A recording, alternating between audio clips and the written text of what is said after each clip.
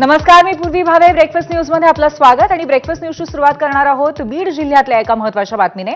अजित पवारांच्या परळी दौऱ्यामध्ये धनंजय मुंडे सुद्धा ऍक्टिव्ह झालेले दिसतायत. हेलिपॅडवरती अजित पवारांच्या स्वागताला धनंजय मुंडे सुद्धा उपस्थित होते. वैजनाथ दर्शनाआधीही अजित पवार आणि धनंजय मुंडेंची एकत्र बातचीत झाल्याचं कळतंय.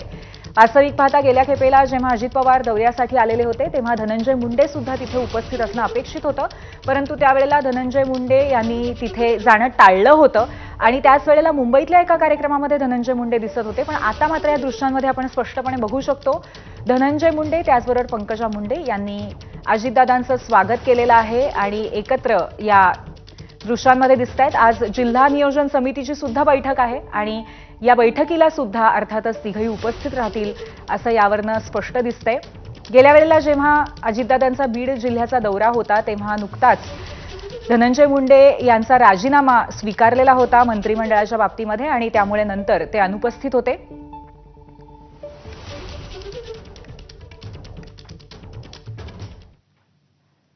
दरम्यान परळी वैजनाथच्या पायऱ्यांवरती अजित पवारांनी एका कंत्राटदारालाही खडेबोल सुनावले.